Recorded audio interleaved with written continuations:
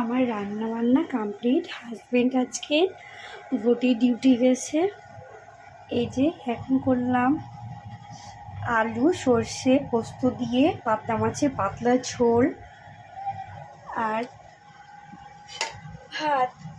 মা ছেলে মিলিয়ে খাবো।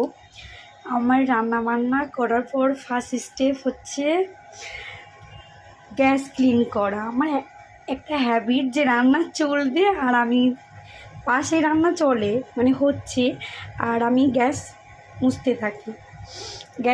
গ্যাসটা পুরো মুছে একদম ক্লিন করে দিলাম। স্ল্যাবগুলো পুরো মুছে ক্লিন। এই যে এই বার্নারগুলো পুরো ক্লিন করলাম, করে দিয়ে রেখে দিলাম।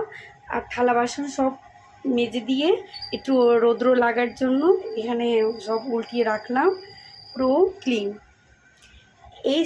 এই জিনিসটা আমি দিনে বোধহয় 10 বার ঘষতে থাকি। মানে এটা আমার পুরোপুরি ক্লিন চাই, সব সময় যেন আয়নার মতো চকচক করে। আমি সব সময় এটাকে ঘষতে থাকি, সব সময় যেন ক্লিন থাকে, সব যেন পরিপাটি থাকে।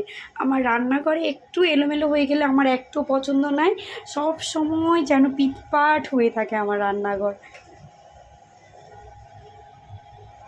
এই সারফোসগুলো আমি যতবার ইউজ করি ততবার ওয়াশ করি। মানে এই এখন ঢাকা দিলাম তো আবার রাতে আমাকে ওয়াশ করতে হবে, এমন একটা আমার পিটানি ভাব। এই যে ছেলে আমার অনলাইন ক্লাস করে দিয়ে এই যে খেলনা ছড়িয়ে ফেলে রেখেছে, খেলা করছে। এখন আমি আবার একটু ছেলেকে পড়িয়ে তারপর ওকে স্নান করাবো। পাপা কিছু বলবে? বলো, খাবারই বলে দাও।